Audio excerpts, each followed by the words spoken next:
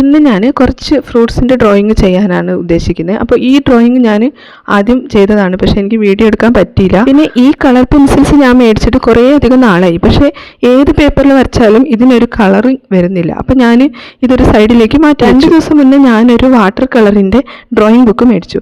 പിന്നെ ചുമ്മാ ഞാൻ ഇതിലൊന്ന് ട്രൈ ചെയ്ത് നോക്കിയതാണ്, പക്ഷേ സംഭവം വർക്കൗട്ടാണ്, നല്ല അടിപൊളിയാണ് കേട്ടോ. എനിക്കാണെങ്കിൽ അക്രലിക് പെയിൻറ് ചെയ്യുന്നതിനെക്കാട്ടിലും ഇഷ്ടം ഈ പെൻസിലും കൊണ്ട് ചെയ്യുന്നതാണ് കേട്ടോ. പെൻസിൽ ഡ്രോയിങ്ങിൻ്റെ ഒരു കളർ തെറാപ്പി എന്ന് പറഞ്ഞിട്ടുണ്ടെങ്കിൽ ആദ്യം നമ്മൾ ഡാർക്കർ ഷെയ്ഡ് നമ്മൾ ബ്ലാക്കിലോ ബ്രൗണിലോ എന്തെങ്കിലും കൊടുക്കുക. എന്നിട്ട് നമ്മൾ ഏത് കളർ ഉദ്ദേശിക്കുന്നോ ആ കളറാണ് നമ്മൾ അതിൻ്റെ മുകളിൽ കൊടുക്കേണ്ടത്. ഈ കിവി ഫ്രൂട്ട് എങ്ങനെയുണ്ട്, ഇഷ്ടപ്പെട്ടോ?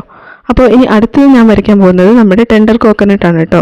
ഇതും ഞാൻ പറഞ്ഞ ആ സെയിം കളർ തിയറിയിൽ തന്നെ ചെയ്യണം. ആദ്യം നമ്മൾ ഡാർക്കർ ഷെയ്ഡ് കൊടുക്കുക, എന്നിട്ട് അതിൻ്റെ മുകളിൽ നമ്മൾ ഏത് കളർ ഉദ്ദേശിക്കുന്നോ ആ കളർ ചെയ്ത് കൊടുക്കുക. പിന്നെ നമ്മൾ ലൈറ്റിംഗ് എഫക്റ്റ് വരുന്നിടത്ത് നമ്മൾ പെയിൻറ് ചെയ്യാതിരിക്കുക, അതാണ് ഏറ്റവും നല്ലത്. ഞാൻ ഇപ്പോൾ യൂസ് ചെയ്യുന്നത് ഫാബർ കാസ്റ്റലിൻ്റെ പെൻസിലാണ് കേട്ടോ. അടിപൊളിയാണ്, എനിക്ക് ഭയങ്കരമായിട്ട് ഇഷ്ടപ്പെട്ടു. ഇനി നെക്സ്റ്റ് ഞാൻ ചെയ്യാൻ പോകുന്നത് നമ്മുടെ ക്യാപ്സിക്കം ആണ് കേട്ടോ.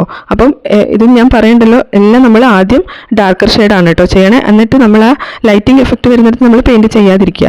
അപ്പോൾ എങ്ങനെയുണ്ട്, ഇഷ്ടപ്പെട്ടോ? ഇഷ്ടപ്പെട്ടെങ്കിൽ സബ്സ്ക്രൈബ് ചെയ്യാനും ലൈക്ക് ചെയ്യാനും മറക്കല്ലേ.